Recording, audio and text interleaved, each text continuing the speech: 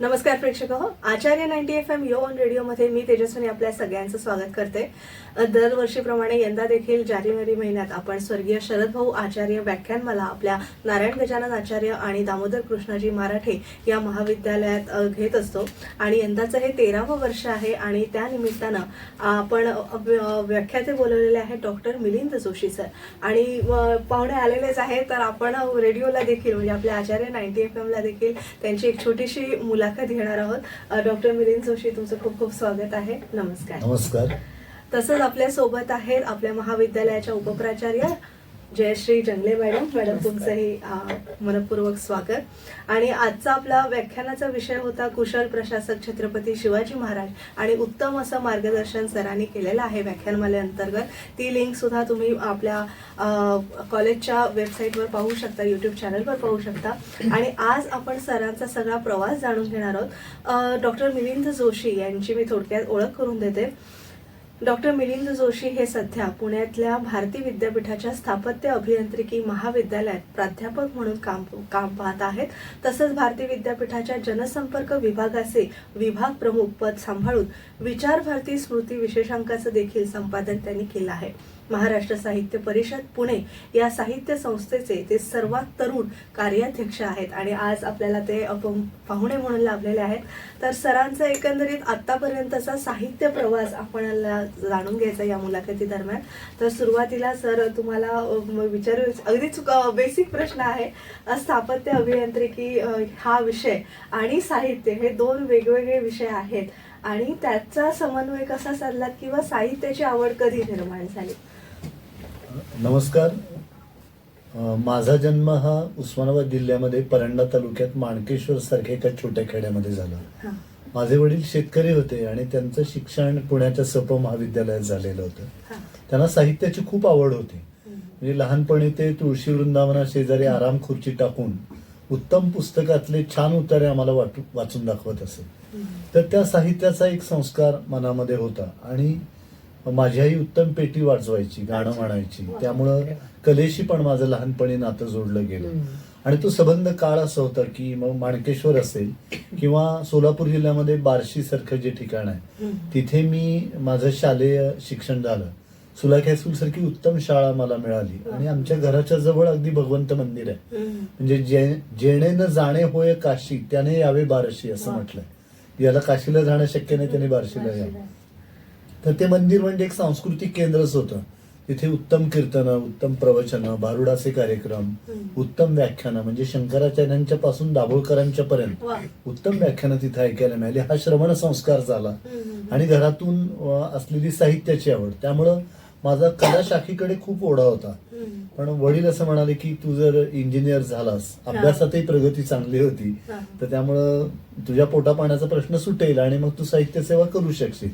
म्हणून मी कराडच्या शासकीय अभियांत्रिकी महाविद्यालयातून स्थापत्य अभियांत्रिकीची पदवी घेतली. मी अनेक नामवंत बांधकाम कंपन्यांमध्ये काम केलं, पैसेही उत्तम मिळत होते. पण मला वाचनासाठी, लेखनासाठी, भाषणासाठी वेळच मिळत नव्हता. त्यामुळे आपण केवळ पैशावरती जगतो आहोत का असा एक विचार मनामध्ये आला आणि एके दिवशी नोकरीचा राजीनामा दिला. ते खूप धाडस होतं त्या काळामध्ये, कारण पुढची काहीच भविष्याची दिशा माहीत नव्हती. पण मग साहित्य क्षेत्रामध्ये कार्यरत राहिलो, लेखनाला सुरुवात केली, तिथेही जम बसला, पुस्तकं आली.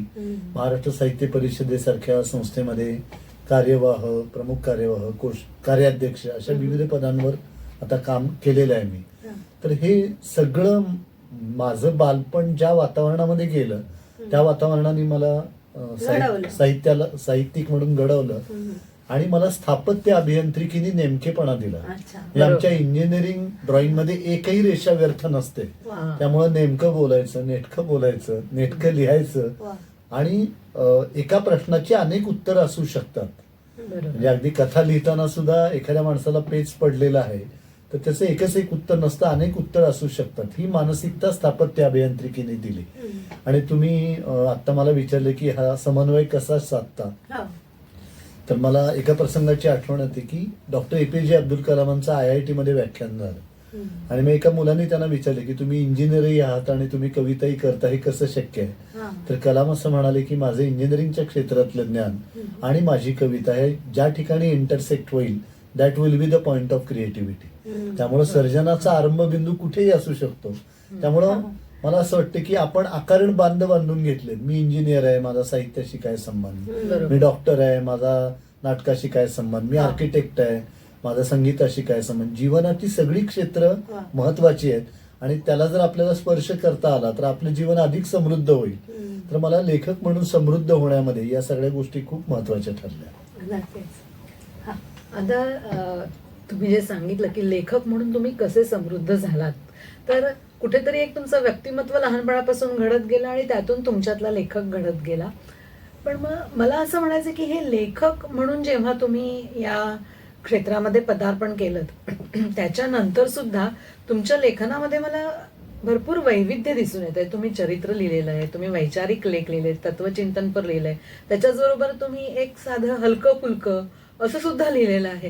तर हे वैविध्य कशामुळे आलं असेल असं तुम्हाला वाटतं? हे वैविध्य म्हणजे अनुभवांचं जे वैविध्य माझ्या वाट्याला आलं त्यामुळं माझ्या लेखनामध्ये वैविध्य.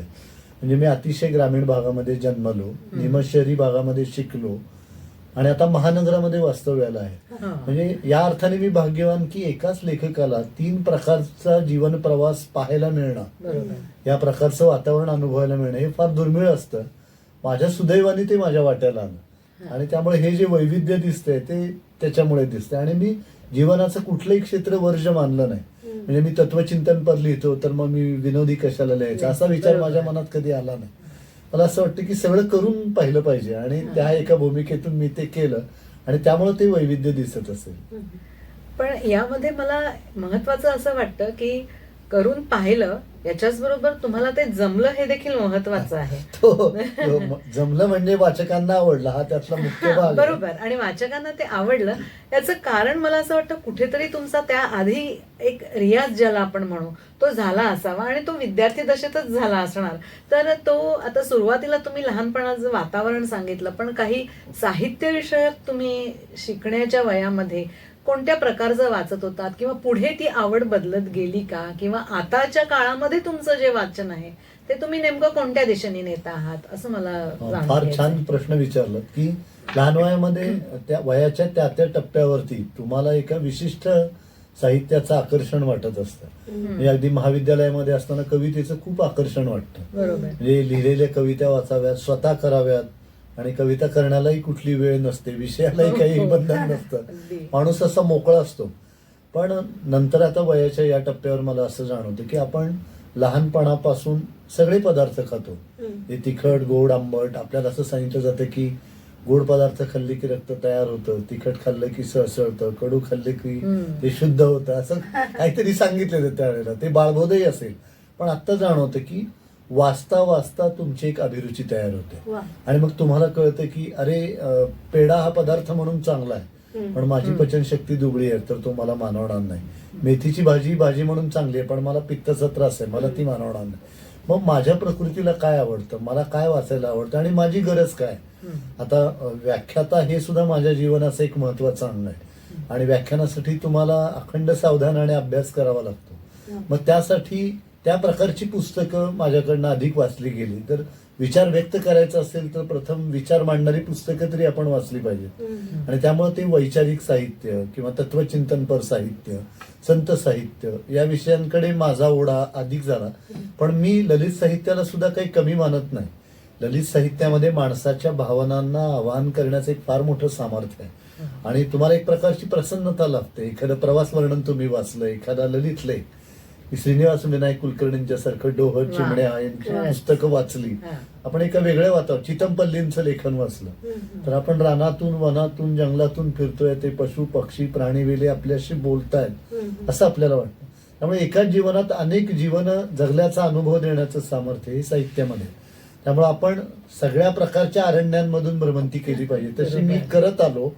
पण आता अमुक एका उद्यानामध्ये मी रमतोय तर त्या भ्रमंतीतून ते प्राप्त झालेलं एक शहाणपण आहे असं म्हणायला हरकत नाही. नक्कीच. एक छोटीशी विश्रांती घेऊया आणि आपला हा संवाद असा सुरू ठेवूया. मित्रांनो, आज आपण गेस्ट इंटरव्ह्यू मध्ये आपले पाहुणे डॉक्टर मिलिंद जोशी यांच्याशी संवाद साधतो आहे आणि त्यांचा सगळा साहित्य प्रवास जाणून घेण्याचा प्रयत्न करतोय. एक छोटीशी विश्रांती घेऊया आणि पुन्हा भेटूया. तोवर तुम्ही ऐकत राहा आचार्य 90 FM ऑन रेडिओ.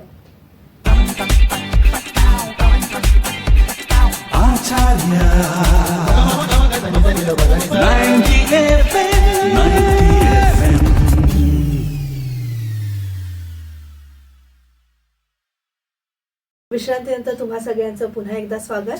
आपण आज डॉक्टर मिलिंद जोशी यांच्याशी संवाद साधतोय आणि त्यांचा सगळा साहित्य प्रवास जाणून घेण्याचा प्रयत्न करतोय. आपल्यासोबत आहेत उपप्राचार्य जयश्री जंगले मॅडम.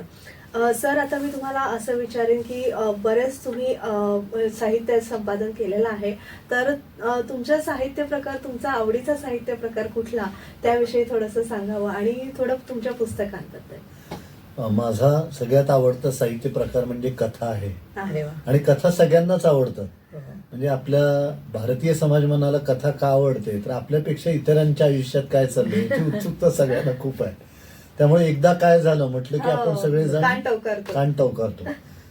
तर माणसाचं जगणं इतकं व्यामिश्र आहे, इतकं गुंतागुंतीचं आहे. नातेसंबंध, आपल्या जवळची माणसं आपल्याला उमगत नाही, जीवनातले ताणतणाव, यातून कथांसाठीचे इतके विषय आपल्या आसपास सगळे असतात. आणि एखादी कथा लिहिणं ही तुम्हाला म्हणजे तुमच्या सर्जनशीलतेचा कस पाहणारी गोष्ट असते. त्याची सुरुवात कशी असावी, त्याचा मध्य कसा असावा, त्याचा शेवट कसा असावा, आपण ज्या व्यक्तिरेखा निवडलेल्या आहेत त्यांची मानसिकता काय. म्हणजे लेखक स्वतःच्या नजरेने समाजाकडे पाहत असतो आणि समाजाच्या नजरेने पुन्हा स्वतःकडे पाहत असतो. आणि आपणच निर्माण केलेल्या रंगमंचावर आपल्याच लेखणीतून साकारलेल्या व्यक्तिरेखांच्या आधारे आपल्यालाच पडलेल्या प्रश्नांची उत्तर आपण शोधत असतो. तर त्यामुळे ही लेखकाची जी गुंतवणूक असते एखादी कथा लिहित असताना एखाद्या विषयामध्ये, ती फार एक तुम्हाला सर्जनाचं थकले पण देणारी असली तरी एक खूप प्रसन्न अशी ती गोष्ट असते. आणि विशेषतः दिवाळी अंकासाठी जेव्हा कथा लिहिल्या जातात, अनेकदा असं विचारतात की तुम्हाला दिवाळी अंक आले की एकदम कशा काय कथा सुचायला सुरुवात होते. तर दिवाळी अंक हे एक निमित्त असतं. मनामध्ये ठिणगी असतेच, पण ती कोणीतरी पेटवावी लागते आणि ते काम संपादक करतात.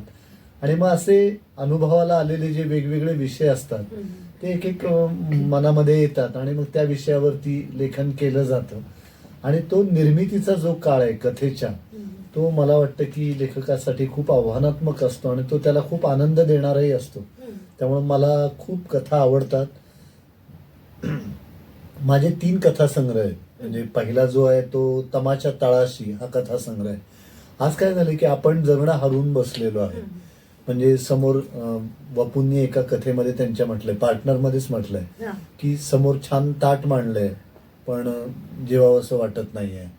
म्हणजे आई मुलाला अन्न देऊ शकते पण भूक देऊ शकत नाही. बाप मुलाला गादी देऊ शकतो पण झोप देऊ शकत नाही. आणि जे जाणीवेनी आईबाप होतात ते मुलं 16 वर्षाची होण्याची वाट पाहत नाहीत. पण आपल्याकडे प्राप्तेषु 16 वर्षे असं म्हटलंय की त्यानंतर वडिलांनी मित्राप्रमाणे मुलांशी वागावं. तर एकूण आज हे सगळं इतकं बदललेलं आहे. कौटुंबिक नातेसंबंध बदलले आहेत, तंत्रज्ञानाचा विस्फोट झालेला आहे. आणि विशेषतः कॉर्पोरेट कल्चरमध्ये तर सतत परफॉर्मन्स नावाचा राक्षस तुमच्या डोळ्यासमोर उभा असतो. म्हणजे तुम्हाला कर्जाचे खूप मोठे आकडे दिसतात कारण तुमची कमाई तेवढी असते, पण परफॉर्मन्स नावाचा एक राक्षस तुमच्या समोर उभा असतो आणि सतत तुम्हाला सिद्ध करावं लागतं. म्हणजे असं एक नाही की सिद्ध नाही केलं तर काही बिघडणं, असा एकही क्षण तिथे नसतो. तर हे जे काही पेच माणसाच्या जीवनामध्ये निर्माण झालेले आहेत आणि त्याला फार सिम्बॉलिक असं एक मुखपृष्ठ रवी मुकुंदनी काढलंय की फक्त आय कार्ड दाखवलीत, म्हणजे ही आय कार्ड एवढीच आमची ओळख आहे, ती नसतील तर माणूस म्हणून आम्हाला काही ओळख नाही. हे जे माणसाचं घुसमटलेपण आहे ते तमाच्या तळाशी या कथामध्ये. आणि पानगळ या कथेमध्ये जी मूल्य व्यवस्था गेल्या 20 वर्षामध्ये बदलली त्याविषयी मी लिहिलंय की आपल्याकडे पूर्वी कसं होतं. म्हणजे मी काही गरिबीचं समर्थन करणारा नाही, पण पूर्वी विद्वत्ता, सद्वर्तन आणि चारित्र्य हे प्रतिष्ठेचे निकष होते. आज ते राहिले नाहीत. तुमच्या हातामध्ये कुठलं घड्याळ आहे, तुमच्या हातात कुठला मोबाईल आहे, तुम्ही कुठल्या गाडीतून फिरता, तुम्ही कुठल्या भागामध्ये राहता, यावरून माणसाची प्रतिष्ठा ठरते. तर हे जे काही एक मोठं परिवर्तन मूल्यांमधलं झालं आणि खरी मूल्य गळून पडली ती पानगळ या कथासंग्रहामध्ये मी लिहिली. आणि खेळ या कथासंग्रहामध्ये स्त्री पुरुष नातेसंबंधातली जी गूढता आहे, स्त्री पुरुष म्हणजे अगदी स्त्री आणि पुरुष, प्रियकर प्रेयसी, पती पत्नी असंच नाही, आई मुलगा असेल, बहीण भाऊ असतील, पती पत्नी यांच्या नात्यांमधले जे ताण आहेत ते मी खेळ या कथासंग्रहामध्ये मांडलेत आणि विनोदी लिहिलाय. मी प्राचार्य शिवाजीराव भोसले यांचं चरित्र हो. लिहिलंय. हसण्यावरी हा विनोदी लेखसंग्रह लिहिलाय. दैनिक लोकसत्ताच्या चतुरंग पुरवणीमध्ये बोधिवृक्ष नावाचं माझं सदर होय, होतं. वाचलं त्यातून होतं. पहावे आपण असे आपण हे होय, माझं होय. पुस्तक साकार झालेलं आहे. बरोबर. नंतर गेली 25 वर्ष व्याख्यानाच्या निमित्ताने माझी जी महाराष्ट्रभर भ्रमंती झाली त्यावर आधारित व्याख्यानांचे आख्यान असं एक पुस्तक मी लिहिलंय. स्मरण यात्रा नावाचं माझं एक पुस्तक आहे की ज्या मोठ्या लेखकांची जन्मशताब्दी किंवा स्मृती शताब्दी झाली त्यांच्या वाटचालीचा वेध घेणारे मी एक सविस्तर लेख लिहिले होते. त्याचं एक पुस्तक आलेलं आहे. आणि व्यक्तिचित्रांचं पुस्तक आहे ऐसी कळवळ्याची जाती. तर त्या माझ्या आईवडिलांच्या पासून शिवाजी सावंत, शिवाजीराव भोसले, सुनीताबाई देशपांडे, निर्मल कुमार फडकुले, ग्रेस, जगदीश खेबुडकर या सगळ्या मंडळींच्या वरती मी त्याच्यामध्ये लिहिलेलं आहे. तर त्यामुळे असे विविध वाङ्मय प्रकार मी हाताळलेले आहेत. खरोखरच म्हणजे आता मी म्हटलंच होतं वैविध्यपूर्ण, पण त्याच्या वैविध्यपूर्ण फक्त नाही तर एक काहीतरी सगळ्या विषय तुमचे जे आहेत त्याच्यातून मला एक तुम्ही म्हटलं त्याप्रमाणे कुठेतरी जीवनाचं सखोल दर्शन घडवण्यासाठी म्हणून लिहिल्याचं प्रत्यय येतो. आता तुम्ही उल्लेख केला तुम्ही एक शिवाजीराव भोसले यांच्यावर त्यांचं चरित्र तुम्ही लिहिलेलं आहे. तर आणि तुम्ही असंही म्हणालात की तुम्ही त्यांना गुरुस्थानी मानता. तर आता मला म्हणून जाणून घ्यावंसं वाटतं की कारण की त्यांचं वक्तृत्व हे संपूर्ण महाराष्ट्रावरच मोहिनी घालणारं असं होतं. तर त्यांचे आणि तुमचा संपर्क कसा आला, भेट कशी घडली आणि कोणत्या गुणांमुळे तुम्ही नेमके प्रभावित झालात आणि मग आता गुरुस्थानी मानण्यापर्यंतचा तो जो प्रवास असतो किंवा असं का वाटलं तुम्हाला की आपण यांच्यासारखं काहीतरी करावं, ह्या सगळ्याबद्दल जरा सांगा. तो एक खरं माझ्या आयुष्यातला भाग्ययोग म्हणावा लागेल की प्राचार्य शिवाजीराव भोसले आणि माझी भेट झाली. बार्शीला जनता सहकारी बँक व्याख्यानमाला गणेशोत्सवामध्ये व्हायची आणि त्यामध्ये प्राचार्य शिवाजीराव भोसले यांचं व्याख्यान होतं. खूप मोठे नामवंत वक्ते त्या व्याख्यानमालेमध्ये येऊन गेले आणि प्राचार्य शिवाजीराव भोसलेंचं नाव त्यावेळेला इतकं मोठं होतं की जवळजवळ 5 ते 6 हजार लोक त्यांची अतिशय आतुरतेने वाट पाहत होते व्याख्यानाच्या दिवशी. आणि संयोजक 2 वर्ष अगोदर तारीख मिळवण्यासाठी प्रयत्न करत होते. आणि मग नेमकी सरांची गाडी वाटेत बंद पडली. त्यावेळेला काही मोबाईल सारखी सुविधा नव्हती. मग सर सभास्थानी आले आणि वाट काढत स्टेजवर गेले आणि थेट त्यांनी बोलायला सुरुवात केली. आणि तितक्यात जो ध्वनिक्षेपक होता तो बंद पडला. लोक आवाज ओरडायला लागले. सर त्यांच्या शैलीमध्ये म्हणाले, त्यांचा विज्ञान आणि धर्म असा विषय होता की मी स्पीकर मधून बोलतोय ते तुम्हाला ऐकायला येत नाही आणि तुम्ही नुसतं बोलताय ते मला ऐकायला येते. हा देखील विज्ञानाचा चमत्कार आहे असं म्हणाले. आणि पुढे 1.5 तास म्हणजे एखादा धबधबा असावा आणि तो धीरगंभीरपणे कोसळत राहावा किंवा पाण्याने भरलेला मेघ असावा आणि तो बरसत राहावा असं ते वक्तृत्व पाहून मी अक्षरशः मंत्रमुग्ध झालो आणि त्यांच्या प्रेमामध्ये पडलो, त्यांचा भक्त झालो. माझं हे प्राचार्य प्रेम पाहून माझे वडील सोलापूरला होणारी त्यांची व्याख्यानं ऐकण्यासाठी मला बसने घेऊन जात असत. खरं माझे वडील साधे शेतकरी, दुष्काळी भाग सगळा, पैशाची अडचण, पण त्यांना असं वाटलं की मुलाचं मन सांस्कृतिक दृष्ट्या श्रीमंत व्हायला पाहिजे म्हणून ते मला बसने घेऊन जात असत. प्राचार्यांची खूप भाषणं मी तिथे ऐकली. आणि मी कराडच्या शासकीय अभियांत्रिकी महाविद्यालयात शिकत होतो. तो संबंध परिसर म्हणजे सरांचं राज्यच होतं. ते रोज कुठेतरी त्यांचं व्याख्यान. त्यामुळे कॉलेजचे तास संपले की बस पकडायची, त्या गावी जायचं, व्याख्याने ऐकायचं, परत हॉस्टेलवर यायचं, काय म्हणाले ते आठवायचं आणि तो पुन्हा प्रत्यय घ्यायचा. पण माझ्या आयुष्यामध्ये कलाटणी देणाऱ्या 2 घटना घडल्या. एक म्हणजे महाविद्यालयाच्या स्मरणिकेसाठी सरांची मुलाखत घ्यावी असं महाविद्यालयाने ठरवलं आणि माझी निवड केली. मला आठवते की मी त्यांना पोस्ट कार्डवर पत्र लिहिलं की सर आपण आमच्या कॉलेजच्या मॅगझिनसाठी मुलाखत द्याल का आणि देणार असाल तर तारीख आणि वेळ कळवा. तुम्हाला आश्चर्य वाटेल 8 दिवसात टपोऱ्या हस्ताक्षरात पोस्ट कार्ड आले, अमुक अमुक वेळेत यावे, घरचा पत्ता अमुक. मी आणि माझा मित्र गेलो आणि आम्हाला इतकं भारी वाटलं की सरांनी बेल दाबल्यानंतर दार उघडलं आणि लक्षावधी लोकांना मंत्रमुग्ध करणारा माणूस साक्षात आपल्या समोर उभा आहे. पांढरा शुभ्र पायजमा, शर्ट, हसरा चेहरा. आणि मग आतमध्ये आम्ही जाऊन बसलो. ते मला आठवते की आषाढाचे दिवस होते, घरी आखाड तळला जात होता आणि माझा घसा सारखा खवखव करायला लागला. तर सर म्हणाले की तुमचा घसा हा आकाशवाणी केंद्रा इतका संवेदनशील दिसतो, तर आपण जरा बाहेर बसू. मग आम्ही बाहेर बसलो आणि आम्ही अशीच प्रश्नावली काढून नेली होती. त्यांनी ती हातात घेतली आणि आम्हा 2 विद्यार्थ्यांसाठी ती तासभर बोलली आणि ते एक व्याख्यानच होतं दोघांच्यासाठी. नक्की. तो एक विलक्षण अनुभव आम्ही घेतला आणि मग ती मुलाखत छापून आली. मग सरांना म्हटलं सर आम्ही आता निघतो, तर त्यांनी गाडी आणि ड्रायव्हर दिला, म्हणाले हे तुम्हाला स्टँड पर्यंत सोडतील.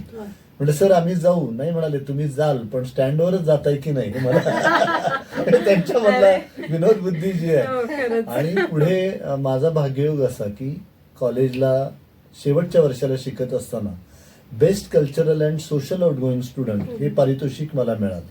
अरे वा. आणि त्या कार्यक्रमाला शिवाजीराव भोसले प्रमुख पाहुणे अरे वा. वाव. आणि त्यांच्या काय हस्ते. योगायोग. तर मी प्राचार्यांची त्यावेळेला फार उत्तम नक्कल करायचो, कारण मी इतकं ऐकलं होतं हा. की आमच्या कॉलेजमध्ये सगळ्यांना माहित होतं. तर आमच्या जिमखाना विभागाचे जे प्रमुख होते प्राध्यापक B.A. पाटील, हा. ते म्हणाले की ज्या मुलाला हे गोल्ड मेडल मिळालेलं आहे हम्म. तो प्राचार्यांची उत्तम नक्कल करतो, तर त्यांनी ती करून दाखवावी. मग माझ्या अंगात कोट होताच, कारण मी डिबेट मग मी त्यांच्या चालण्याची आणि बोलण्याची सुद्धा केली की ज्यांचं बोलणं ऐकत राहावं असं ऐकणाऱ्याला वाटतं, तेव्हा बोलणाऱ्याच्या बोलण्यातून अगदी, आविर्भूत अगदी. होणारं, आविष्कृत होणारं आणि प्रकट होणारं ते वक्तृत्व, मग ते साक्षरांच्या ठाई असेल, निरक्षरांच्या ठाई असेल, सुशिक्षितांच्या ठाई असणार सुद्धा नाही. वाव. बोलल्यानंतर मग सर बोलायला उभे राहिले हा. आणि ते म्हणाले की मला मिलिंदचा हेवा वाटतो, हम्म. कारण तो वक्ता आहे आणि अभियंताही. मी वक्ता आहे पण अभियंता नाही. पण मिलिंद जर बोलत राहिला तर त्याच्या बांधकामाचं काय हा मला पडलेला मोठा प्रश्न. तर पुढे ते असं म्हणाले की त्यामुळे त्यांनी बोलता बोलता बांधकाम करावं किंवा बांधकाम करता करता बोलावं किंवा ज्यामुळे समाजाचं बांधकाम होईल असं काहीतरी वा. करत. आणि तो एक आशीर्वाद मिळाल्यासारखा खरंच. मला झाला. आणि त्या क्षणापासून मी सरांशी जोडला गेलो. हा. पुढे मी पोटा पाण्याच्या उद्योगासाठी पुण्याला आलो आणि पुण्यात सरांची कायम व्याख्यानं होत असत. मग तिथे भेट झाली आणि माझ्या मनामध्ये एक विचार आला की महाराष्ट्रातला वक्तृत्वाची एक मोठी परंपरा आहे, कारण आपण श्रवण संस्कृतीतून घडलेलो आहोत. ज्यावेळेला पुस्तकं नव्हती, अन्य कुठली माध्यमं नव्हती, तेव्हा वक्तृत्वाने फिरती ज्ञानपोळी चालवली. वा. होय. तर यामध्ये या मंडळींचं केवढं मोठं योगदान आहे. आज हजारो लोक, हे तळपणारं ऊन असो, कोसळणारा पाऊस असो, कडाक्याची थंडी असो, भारत पाकिस्तानची क्रिकेटची मॅच असो, यांचा श्रोता कधी ढळला नाही. हजारोंच्या संख्येने लोकांना सभास्थानी यायला भाग पाडायचं, ही केवढी मोठी एक शक्ती आहे. तर हे कुठंतरी चरित्ररूपाने लिहिलं पाहिजे असं मला वाटलं आणि मग मी ते चरित्र लिहायचं ठरवलं. सरांनी सुरुवातीला माझी जी काही इच्छा होती ती उडवूनच लावली. म्हणाले अहो कोण वाचणार? हा. तर मी म्हणलं की आम्ही वाचू आणि पुढच्या पिढीलाही वाचायला प्रेरणादायी लावू. ठरेल. आणि मग सरांचं त्यावेळेस जे काही दिनचर्या होती एवढी व्यस्त होती हो. सगळी. पण ते प्रवास कुठे असेल 2-3 दिवसाचा, तर मला म्हणायचे बरोबर चला, आणि ते पुढे बसायचे आणि मला म्हणायचे तुम्ही पाठीमागे बसा आणि पाठिंबा द्या. आणि त्यामुळे मग मी त्यांना एक एक प्रश्न विचारायचो, ते उत्तरं द्यायचे. आणि मी फलटणला जायचो तर त्यांनी मला भेटण्यासाठी सकाळी 5:45ची वेळ दिलेली असायची. मग मी आदल्या दिवशी माझ्या बहिणीकडे जायचो, मग सकाळी उठून त्यांच्याकडे. आणि त्यावेळेला काही रेकॉर्डिंग वगैरे मी केलं नाही, बोललेला प्रत्येक शब्द टिपून घेतला. वा. दर आठवड्याला तयार केलेले चॅप्टर दाखवले. आणि आपल्याला आश्चर्य वाटेल की टिळक स्मारक मंदिरामध्ये पुण्याच्या हा. शिवशाहीर बाबासाहेब पुरंदरे आणि अनंत दीक्षित यांच्या हस्ते त्याचं प्रकाशन झालं. संपूर्ण टिळक स्मारक भरलं होतं. 2 रांगांच्या मध्ये लोक होते, व्यासपीठावर लोक होते, जिन्यात लोक होते. वा. खाली ट्रॅफिक जॅम झालं आणि ट्रॅफिक जॅमच्या जोरदार बातम्या छापून आल्या आणि 1000 प्रती जागेवर विकल्या गेल्या. अरे वा. एवढा त्यांच्या. आणि त्यामुळे त्या एका चरित्राने मिलिंद जोशी या लेखकाला महाराष्ट्रातल्या घराघरात पोहोचवलं. हा. अर्थात त्याचं श्रेय शिवाजीराव भोसले यांना खूप आहे. आणि पुढे मग त्यांनी चोखाळलेली वक्तृत्वाची वाट आपणही चोखाळावी असं वाटलं. आणि सुदैवाने गेली 25 वर्ष अव्याहतपणे तेही मी करतोय, महाराष्ट्रात, बृहन महाराष्ट्रात, परदेशात. नक्कीच. तुमचा हा व्याख्यानाचा प्रवासही जाणून घेऊया, उलगडून घेऊया, एक छोटीशी विश्रांती घेऊया आणि परत भेटूया. तुम्ही ऐकत राहा आचार्य 90 FM युअर ओन रेडिओ. आज आपण डॉक्टर मिलिंद जोशी यांच्याशी संवाद साधतोय.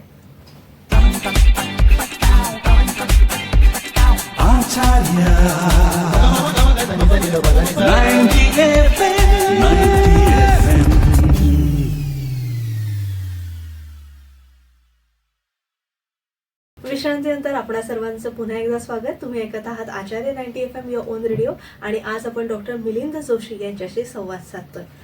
तुम्ही आता गुरु शिष्य नातं खूप छान उलगडून दाखवलात आणि आता तुम्ही स्वतः व्याख्याते झालेले आहात, नावारूपाला आलेला आहात, प्रसिद्धी मिळालेली आहे. तर देशविदेशात आपण व्याख्यानमालेसाठी जाता, म्हणजे महाराष्ट्रातच नव्हे आपल्या देशात आणि परदेशात देखील. तर ते व्याख्यानाचे विषय जाणून घ्यायची उत्सुकता तर आहेच. आणि एखाद्याला जर व्याख्याता म्हणून व्हायचं असेल, म्हणजे आपला महाविद्यालयात आहोत आपण, तरुणांना आपण एक काय प्रेरणा म्हणून काय नेमकं त्यांनी व्याख्याता म्हणून केलं पाहिजे, त्याविषयी थोडंसं मार्गदर्शन करा. व्याख्याता म्हणून गेली आता 27-28 वर्ष मी महाराष्ट्रात, बृहन महाराष्ट्रात आणि परदेशातही अनेक ठिकाणी जाऊन आलो. मला असं वाटतं की ज्याला उत्तम व्याख्याता व्हायचं त्यांनी प्रथम उत्तम श्रोता झालं पाहिजे, उदंड ऐकलं पाहिजे, अनेक लोकांची भाषणं ऐकली पाहिजे. वक्तृत्वाचे नानाविध घाट आणि प्रकार जे आहेत ते आपल्याला अनुभवायला मिळतात. जसं आपण वेगवेगळ्या घराण्याची गायकी ऐकतो ना, तसं वक्तृत्वामध्ये सुद्धा खूप वेगवेगळी घराणी आहेत. माणसं कशी बोलतात आणि ते सगळं ऐकलं की त्यामुळं समर्थांनी जे म्हटले की श्रवणाचा अनादर आळसे करील जो नर तयाचा होईल अपहार स्वहित विषय.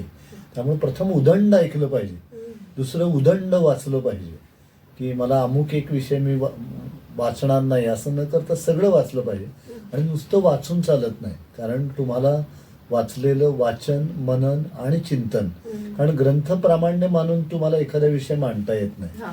शेवटी तुम्ही काय विचार केलाय वक्ता म्हणून वेगळा, हा तुम्हाला व्याख्यानातून श्रोत्यांच्या पुढे ठेवावा लागतो. त्यामुळं वक्तृत्वामध्ये शब्द सामर्थ्य तर हवंच, पण त्याच्या जोडीला तुम्हाला ज्या लोकांच्या समोर बोलतोय त्यांची मानसिकता काय, अनेकदा तुम्हाला व्याख्यान सगळं बदलून टाकावं लागतं.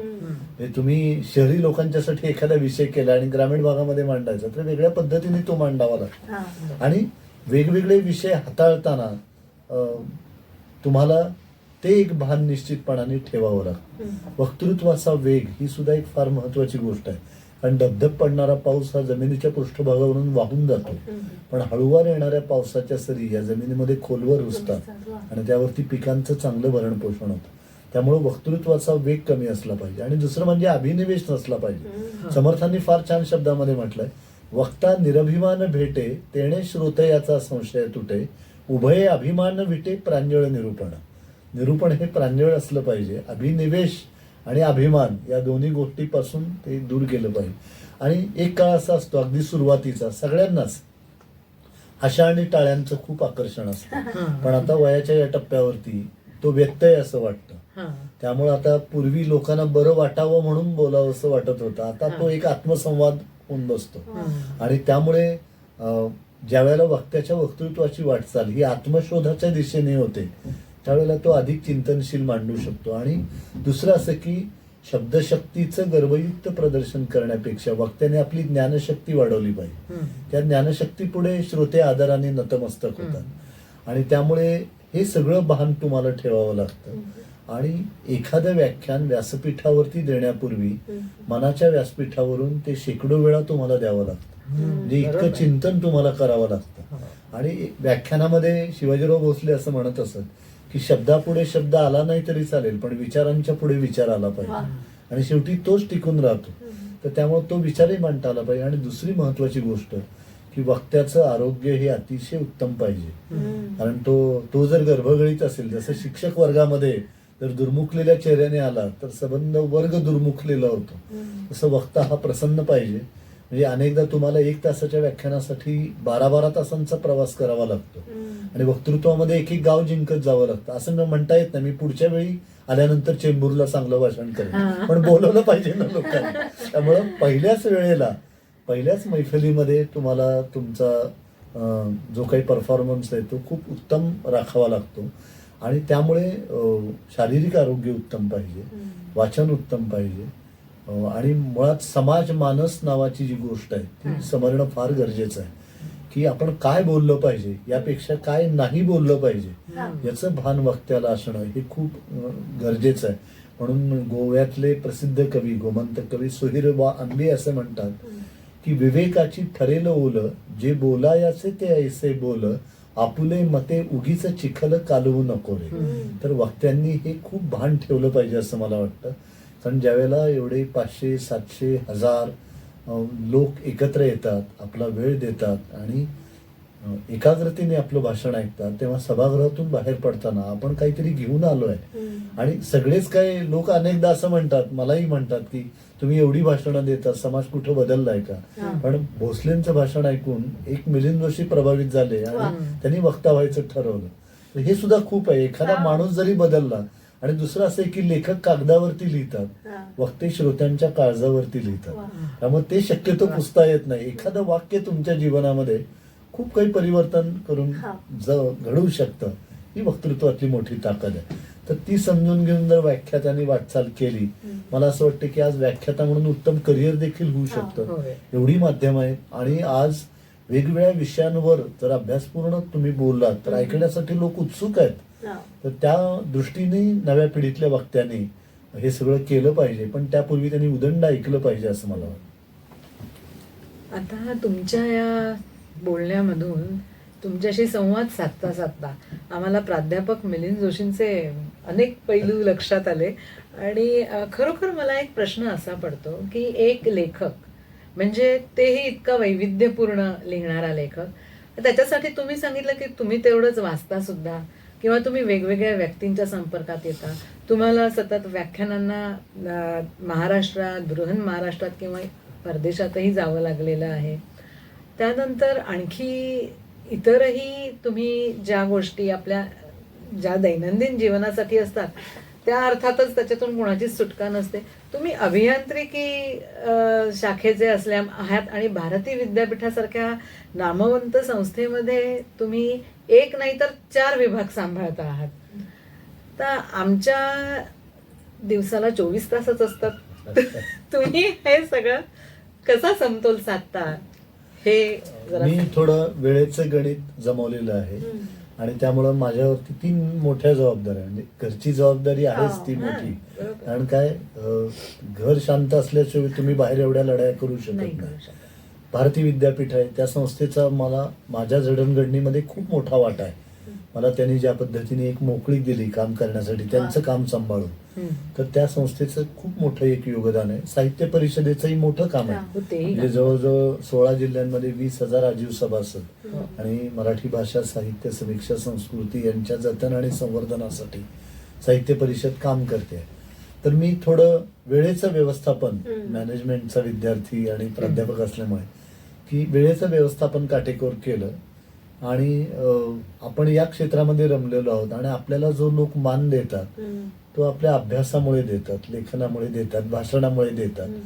तर तो कायम राहावा यासाठी त्याच्याशी निगडीत सगळ्या गोष्टींमध्ये आपण स्वतःला गुंतवून घेणं हे खूप महत्वाचं आहे. त्यामुळे मी माझ्या जीवनाची 2 अंग केलेत. एक म्हणजे लोकांत आणि एकांत. खरं प्रत्येकाने ती केली पाहिजे. की आता तुम्हाला नोकरी करायची तर लोकांमध्ये गेल्याशिवाय पर्याय नाही, संस्था चालवायची, लोकांमध्ये जावं लागेल.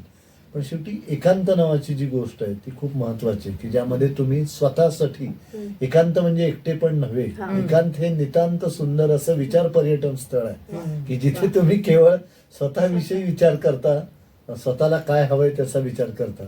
तर मी शक्यतो कामं संपली की लगेच घरी जायचं. व्याख्यानं संपल्यानंतर सुद्धा रेंगाळायचं नाही. 200 किलोमीटरचा प्रवास असेल तर अगदी तुम्ही 3-4 तासात हायवेमुळे घरी पोहोचू शकता. आणि रात्री लवकर झोपण्याची आणि पहाटे लवकर उठण्याची एक सवय लावून घेतलेली. आणि मी मगाशी जे सांगितलं की आरोग्य उत्तम असल्याशिवाय वक्ता काही करू शकत नाही. तर रोज 5 किलोमीटर फिरणं हे शक्यतो चुकवायचं नाही, कुठल्याही गावामध्ये असो.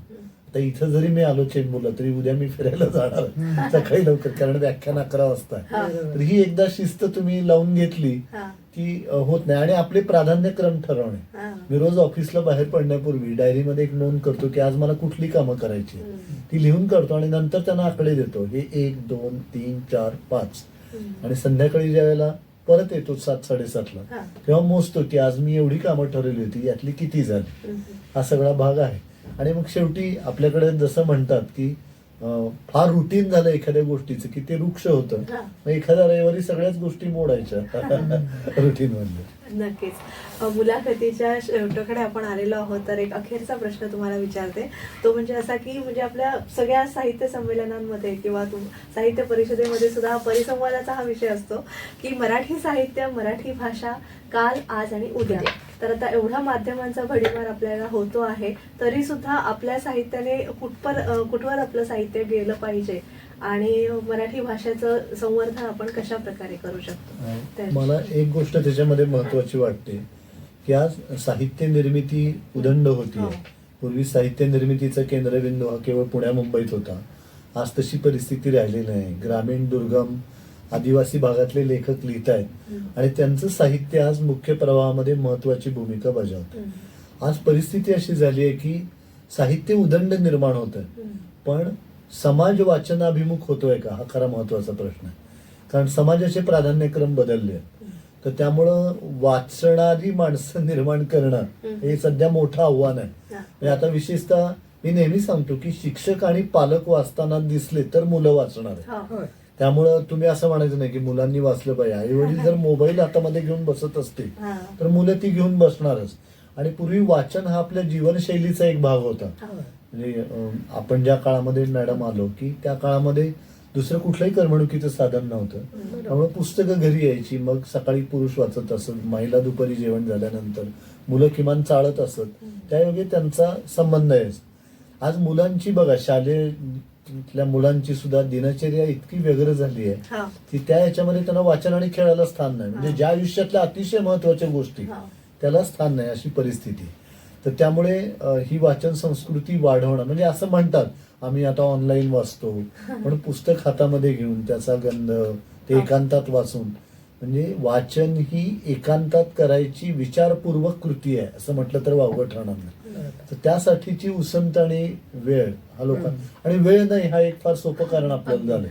बाकी सगळ्या गोष्टींसाठी वेळ आहे पण वाचनासाठी नाही, ही परिस्थिती. आणि दुसरी महत्वाची, भाषेच्या संदर्भात तुम्ही म्हणालात मराठी भाषेचं काय होणार वगैरे, ही चिंता 300-400 वर्षापासून चालू आहे. त्यामुळे आपण काही चिंता करायचं कारण नाही.